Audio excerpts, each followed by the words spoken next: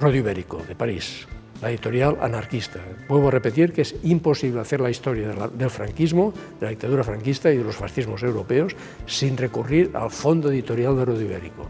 Bueno, Rodio Ibérico se mantiene en París hasta porque el director de Rodio Ibérico era José Martínez Garrigabeitia, un anarquista valenciano que había estado en las cárceles en los años de la dictadura, había estado en las Juventudes Libertarias y huido a Francia y exiliado allí.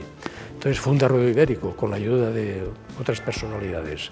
Uno de ellos era Semprún, que todavía es vivo. Pues bueno, Rodio Ibérico, la editorial en París, cuando llega la transición se mantiene muy escéptico Martínez en París con la editorial. Pero cuando sube Felipe González al poder en el 82, dice, ahora es posible trasladar Rodio Ibérico a España.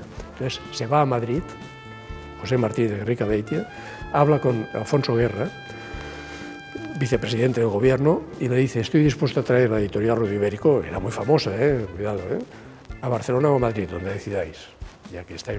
Y otro me dice, aquí la democracia, me dice Alfonso Guerra, se funda sobre la amnesia. Brutal, Entonces Martínez volvió a París, cogió todo el fondo editorial de los almacenes, lo metió en un container y le dijo, deje esto en Madrid, en la puerta del Ministerio de Cultura. El container este llegó a Madrid, desalojaron todos los libros, dejaron allí y ahí se quedaron.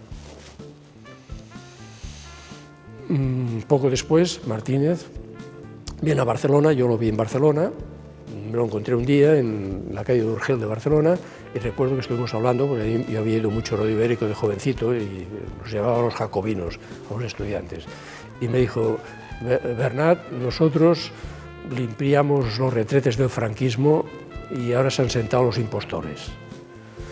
Después lo volví a ver en Madrid, en el Ateneo, porque daba clases de francés, estaba arruinado, y solo. Entonces, al cabo de, no recuerdo qué año fue, esto debía ser el 88, 89, 90, no recuerdo ahora, se suicidó en Madrid.